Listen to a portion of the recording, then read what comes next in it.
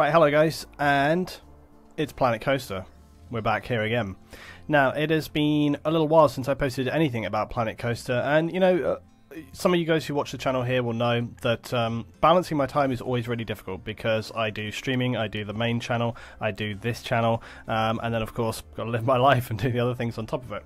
So trying to balance all of that content creation in terms of setting up what I do for the stream, setting up all the other videos, editing that, putting all this together, you know, it takes a lot of time. So that's why we've been a little break away from posting anything about Planet Coaster. But, you know, I was trying to think about what kind of video I would make today, and really I thought, you know, what we need is basically like a check-in, like a check back in with the game. Where are we at? Where am I at with this game? And what kind of stuff am I going to bring up for you guys? So it will be no surprise to you guys that, yeah, I love coaster games. I love Planet Coaster. I have a series from Roller Coaster Tycoon 2 back here on the channel from ages and ages ago. And it's also probably not a big shock to you guys, seeing that obviously we play Skylines a lot, that this is a game which has a ton of interest for me. But in terms of what content we put together for this game so far, yeah, I know we have not turned out much content on this channel. And it's my plan to basically change that up and bring more content to you guys about Planet Coaster. Question is, what kind of content is that going to be? Now, I'm welcome to you guys throwing your suggestions down below. Would it just be like a sandbox build series? Would it be a tips series or some kind of tutorial series? Now, I am planning to put together a beginner guide, but you know, like I said, it's been a little while since I really got tons of time in here with this game, and I think I want to put together, I want to spend a bit more time before I put that together. I want to spend more time with the game. I've already, over the past few days, played the game a lot, and I think I'm pretty much fully back up to speed. But I also have checked in with the devs. I made a little contact with community managers and stuff with the devs, find out a little bit of, you know, a few questions I had there. But I just want to kind of continue sort of gathering some information and sort of finding my way before I kind of really get on board with putting some of that content out there. But what I can tell you right now is that having come back to this game, man, I love this game. I literally spent the entirety of yesterday playing this and basically putting stuff together. Now, one other thing is that I'm not a massive sandbox player. Sandbox in terms of designing and building and beautifying things is all very well and good, but it always feels kind of pointless to me. Because I like to have the monetary aspects in there. I like to have the economic aspects in there. I like to have that sort of management element going on where you actually have to manage your money and balance it up and make it work. But to that end, there are some things in the game here which I sometimes feel don't quite work right. But again, that's, you know, because this game is sort of in an ongoing updating development. It's definitely not on an alpha or beta. You know, the game is kind of out there right now, but there's some things which I think can be refined, and as I say, I've kind of touched base with the devs to sort of try and find out some of my questions that I had there, so I'll try and get back to you with that pretty shortly in terms of the things that I'm looking at there. But in terms of like just the base game and what does this thing offer right now, it's awesome. I mean, honestly, in terms of coaster games that are out there, I mean, it's got to be one of the top ones up there right now, if not the top one up there right now. Now, the only thing that some people would say is that there are some elements in terms of expansion and other stuff that, of course, games like Roller Coaster Tycoon 2 have got more of. In Coaster Tycoon 2, you obviously got like wet, you know, you got the, or splashed out, whatever it was, you know, you got the water park stuff, you got the zoo stuff, so that there's more things like that. But I'm certain that that stuff is going to be coming to this game as well. But in terms of, you know, what are the things that I love about this game? Obviously, the modular building, which we'll have seen before in previous videos, is fantastic. You know, we had this, of course, in other games, but you know, they've really stepped that up. I think what some people have been calling it is like the OCD factor, you know, your ability to refine every little element to the nth degree really exists in this game. And you know, this little ride right here, this is something that I just smashed out yesterday whilst I was building the park. This is my Red River roller. So it's just, you know, the water ride, and again, like, we can just take a little ride right here. So we can just get in on this. Wait a minute, let me get back to the guys at the front. So again, you know, always had this functionality, didn't we, with I want this one. Here we go. So we always had this functionality with the game, but you know, they've really made it better than ever. It just works so fantastic. The water effects they have with this game are absolutely brilliant. And again, you know, we will talk a little bit about the kind of differences between the sandbox and the challenge mode right now, and that is something that I think needs a little bit of work. But other than that, I mean, things are just fantastic. I just want to show you this little bit right here, where we come round into the tunnel. Let me just change this up to the seat view. And obviously this is always a feature in the previous games, but it just, now that the kind of graphics and stuff have been upgraded so much, it just plays absolutely fantastic. Putting all these rocks and stuff in here, here we go, way. So I made it so they come down through this thing into a little tunnel here, and then we come up the other side. This is actually a perfect time of day, actually. We'll just stay on the ride here for a minute, because this is a perfect time of day for you to see some of the other things going on here. Look at this sunset. I mean, honestly, it really is... There's a lot of very intuitive functionality with this game, but honestly, the graphics and so on make it as well. It's a really, really cool thing. Let's get on our coaster or something, just while we're going into this time of day. Let's take Madness if we can, and it's broken down. Of course it's broken down. That's okay, we can just look at the park right here. But you can see like the lighting and the fight, and then of course we transition to night, and then you can start to have fun with you know, the neon lights and the lights around the park and stuff like that. And you can see here, like, one of the best things, one of the new things that they've kind of brought in as well is these video screens. So you can post these little video screens. You can even make your own little videos, store them, and then, you know, upload them and run them in the park, as well as kind of the fixed signs. You can get your own signboards. That's actually one thing I've been meaning to do, is actually spend some time and actually create some graphics to actually sit within my own park signs. Some people have been saying I should use the emotes from the live stream and stuff like this. But, you know, just in terms of detail, what you can have going on. Again, let's just talk about this briefly. So when you start a challenge park, one of the issues with it currently is that if you, for example, make a map in terms of forming the terrain, because the terrain feature is something which is, you know, quite, again, comprehensive in this. Let's just very quickly, I'm not going to save this. So, you know, you can very much like with Skylines, you know, you can do this. I love this feature, the roughen feature. So you can just kind of like twist and deform the terrain. You can give it a little smooth or whatever. You can have floating islands, or you can kind of create arches. Lots of different stuff you can do. But one of the issues is when you start a challenge map, and to be clear, challenge map is really kind of like if you actually want to manage your finances. If you want to actually manage your finances and have money and all this kind of stuff, that's your challenge mode, okay? But when you start the map, you're always going to start on this, a plain blank map. And obviously, that's not particularly exciting. It'd be exciting to start on a map with lakes, mountains, all this kind of stuff. And as I recall, that was a feature in the sort of alpha version of the game. I remember it. I remember being able to do that. Or do I? I can't remember. It was a little while ago. It was like before, it was like middle of last year. It was like a year ago. Were we able to do that? Or was that, did we have money then? I can't remember. But what I can tell you is that right now, if you start challenge mode, you start on a blank map. And that's not great. Now, also, let's be clear, it doesn't cost tons of money to deform the terrain and build your own stuff. And that's exactly what I've done around this ride. That's exactly what I've done around this ride here. And again, it's actually really, really easy in a way to integrate rides into terrain like this, because once you have placed down this ride, for example, this ride right here, what I did was I just kind of built up the hill a little bit. I placed this ride down, which sat, as you can see, around it. And then what I've done is I've just pulled terrain around the ride itself. So I've actually kind of formed terrain around the ride, so it creates this kind of really interesting sort of mountain stuff. And again, I did this pretty quickly. I was just kind of like smashing around with it. If you spend a lot more time with it, you can really do a lot of detail. And that's one of the best things with this game, is just the level of detail you can go into. And whether that's stuff like creating bubbles around your paths, like this, or putting lots of cool signage around your drink stands and stuff like this for the guys. It goes on and on, whether you want to have like a spooky entrance for your ride with like lots of kind of twisted wood stocks and things like this, and a questionably health and safety issue like a skull that breathes fire as the roller coaster actually goes past it. If you want to do that, you can do that. There's other elements as well, so like coming down into here, of course it goes bloody daytime right now. Got all this mist and smoke around this ride. This ride is very spooky and it's quite intense, so a lot of people don't like it. Also, something very interesting has happened right here since I last saved the game, because a lot of these little devices right here are actually placed into the ground. But actually this gives me a good opportunity to actually demonstrate to you guys how easy it is to move these around. Now, I don't know how these got moved, but these should have been like this. They should have been basically in the ground. And you can just take these little triggers and you can just place them in the ground like that. And click on this guy right here, you can just move. And there's all different ones for these. You can do like smoke and fire and sparks and all sorts of different things. These are one of the coolest little features in this game, you know, the ability to create these kind of little effects. And you can do that, for example, like I said, with the bubbles or fire or all sorts of different things. Or, you know, let's go to one of the most popular rides in the park, Okay, the log flume. Also, let me show you right now. Look at the water effects in the log flume. I've said this before, but look how amazing this is. It's really, really cool. And it's 20 times as cool if you actually see it from the ride perspective.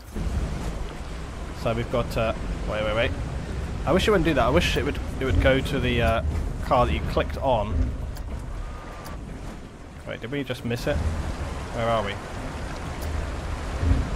Oh shit, yep, that's it. Here we go. Yeah, it's awesome. Absolutely fantastic. So yeah, you've got that going on. But then also, look, I've added in some of these little water triggers right here. So this thing actually chucks up a ton of water as the guys are coming past it right here. I'm being a bit rough and fast with this camera work right here. And there's lights in the water as well that will shine during the night and all this kind of thing. But again, here we go, like smash, down they come. I also like how the water has a bit of this like grimy sludged green dirt in it as well. Kind of like that, as if it's like algae. But again, look, doing our little effects around the path itself. So there's like, you know, these guys here are going to get absolutely soaked before they've even got onto the ride, right?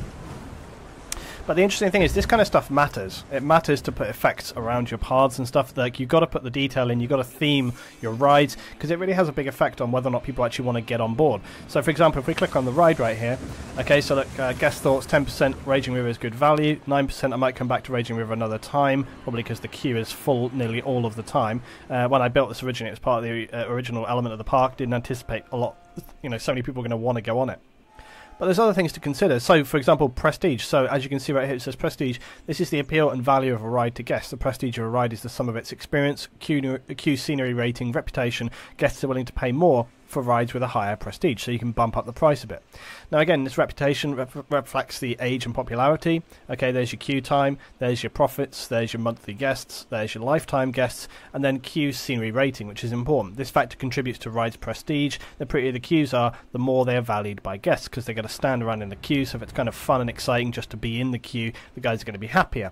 And all these things actually have a pretty big impact on kind of how well a ride is going to do. So for example, you can see that my Red River sort of roller ride over here, my Red River ride, is ridiculously popular, and it has been since I opened this ride. Even the fast pass is basically permanently full up, and you know, to be sure, people are not very happy. This is the only trouble you have, is that you can end up with a lot of guests unhappy because they've stood in the queue for such a long amount of time. They're going to be sort of, you know, getting hungry, thirsty, all these kind of things. So if I click on this, by comparison though, the queue time is 41 minutes. Got to tell you though, that's not too far away from a kind of fairly realistic wait time expectation in some parks that I've been to in the past.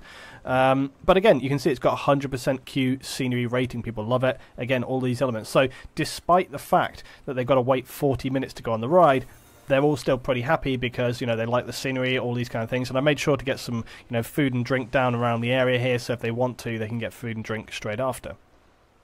So really, the other thing I wanted to ask today is kind of, I guess, what kind of content you're interested in making. Now, I can probably put together something and get it up on the channel for sure. I'm planning to obviously live stream this a bit as well, but I don't know whether I want to do like an ongoing series like I do with Skylines, or whether I want to do just purely like sort of short videos where we talk about one element. I think that's definitely something that I could do, and to be honest, it's something I could probably start to do with Skylines or even with other building games. I don't know. The other thing is we could do kind of tutorial instruction videos like I said, or I could make a whole playthrough just done with YouTube videos like we're doing right now, and do that. Don't do it live streamed, do it just for YouTube. So I think people might like that as well, because sometimes I know you guys want to give feedback and thoughts and comments, and often I've done videos ahead of time, so your comments and thoughts about a park or about a city, you know, don't kind of come into effect. I just wanted to show as well this little thing right here. I was quite pleased with this queue coming in here. So these guys get again soaked coming in here, but then we've got all these nice little bubbling water into the waiting area to actually get on the ride, which I thought was really cool. So yeah, this is a great ride as well. It just fitted really, really well into the terrain, the scenery. So yeah, combination of like tutorials, playthroughs, other elements like this. I'm pretty sure you guys are just going to go, yes, do it all, which is never any help. But you know, that's where I'm at with this. I just wanted to kind of check back in and say, you know, Planet Coaster is as good as I ever thought it was going to be. It's an absolutely fantastic game. Yeah, there's some room for improvement on a few little bits and pieces, but it's still an absolutely fantastic game. One which I could happily spend many, many, many, many, many hours on. But look, I think we also need to be real. Like, I'm not at that kind of like OCD build level. You guys know this about me by now. I'm not into that kind of like making pristine, picture perfect chocolate box village sort of parks where you spend, 50 hours on one ride, time-lapse it, and then upload that. It's not really my style. It's not really what I enjoy. What I try to enjoy is the experience of a start-to-finish, one point-to-point goal, building. And the way that I like to build, the way that I like to work, not just in this game, but in most games, is to do a kind of fluid development. I like to put stuff down and see how it works, and then decide, do I want to change it, do I want to keep it, do I want to get rid of it, do I want to adapt it, do I want to improve it. That's what I like to do in games. I like to kind of have almost an organic way of working through stuff. And it's not just games. As you guys may know, I'm a designer and I'm an illustrator as well, and that's often how I work with illustration. I like to kind of just get something down. Don't sit there with a blank piece of paper and figure out exactly how everything is going to sit. Where is it going to be positioned? Get some marks down, get some stuff on the ground, and then let's think about it at that point in time. And I think that's why that's my kind of approach and style with building games. Is it's some people love to plan. I like to kind of get stuff down and just work it through. And that's great, because sometimes you get those kind of real moments where you're like, oh my god, I can do this, I can think about it a different way. You can be fluid and you can kind of adapt and mend, and sometimes you're going to make mistakes, but sometimes those mistakes can actually be happy mistakes. Sometimes you can create mistakes which you learn from later and create situations that you might not have done had you just been very, very pre-planning and kind of steadily about it, So that's kind of where I'm at anyway. So yeah, more stuff to come on this. Would be interested to hear your guys' thoughts about it, but either way, I love this game. Getting back into it has reminded me what I've been missing and just how good it is. The game came out in November of last year. It's been out for, I guess, so maybe 7 months or something like this, so still not a great amount of time. Still tons of stuff to come with this game. Looking forward to the updates, looking forward to the patches and tweaks and improvements on all the kind of little bits and pieces. I really want to see good headway made with the improvement to the challenge elements of the game. The biggest core feature that I want to see, which I think I missed, was I can't remember if I said this now because I've been talking for a while. I want to see the ability to basically design a map in Sandbox, fully terrain customize it, put it in, and then save it, then load it as a challenge map so you can start from scratch on a fully custom built map. I was pretty sure we had that in the past. I didn't seem to be able to have that feature now, and that's something which I think would make a big difference in terms of just what you can get out of the game. So that's it for now, guys. Thank you very much for watching. I hope you enjoyed. If you want to see more Planet Coaster, be sure to tune in. And I'll just say as well, for those of you who made it to the end of the video, Frontier were kind enough to give me a couple of keys for this game recently when I just spoke to them. So in the live stream soon, I'll be trying to give away those keys basically as we're doing it. I'll try to do one every Coaster stream. So come and tune in for that, guys, and have the opportunity to pick up one of those keys for the game if you don't own the game. Now, I was just about to say that's it for me, but I just had one other thing that I thought of, because whilst I was basically laying stuff in and setting up the game and stuff, something occurred to me, which is that, when I looked on the Steam Workshop, I went on the Steam Workshop to look and see what kind of stuff is on there. And what I discovered was that most of the very, very high-rated stuff was really big builds, huge roller coasters, and I can understand that because people want to get in there, they want to build like gigantic things which are really interesting, really exciting, very creative, very thematic, and I understand that. But what I struggled to find was a lot of straightforward things, a lot of basic things which you can basically plop in and save yourself a lot of time. Now, to be fair, building small things doesn't take a lot of time, but when you're beginning a park, and maybe if you're not very good at that kind of building stuff, maybe you enjoy just placing the elements down and kind of then making the rest of the park kind of in general look nice, not being able to have those small elements to start with, or if you're a beginner to the game, you're not quite sure about some of the things, you want to just be able to play stuff down. Now, of course, if you actually go to, for example, shops and facilities and you go Blueprint, there are a lot of pre-made stuff. But again, what I discover is that a lot of the time, some of this pre-made stuff, even the generic Planet Coaster stuff, it's still not quite how I would wish it to be. So what I decided was, okay, well, what about my blueprints? I started to make some pretty straightforward little things, like a little entrance, a little toilet block. So right here, for example, like this is my simple toilet block, okay? And it's very simple, okay? It's very simple. It's very generic, okay? But I suddenly was like, maybe it would be really nice to make a pack of simple elements like this that are quite generic, that you can just place down and then edit and amend to your own, whatever you want it to be.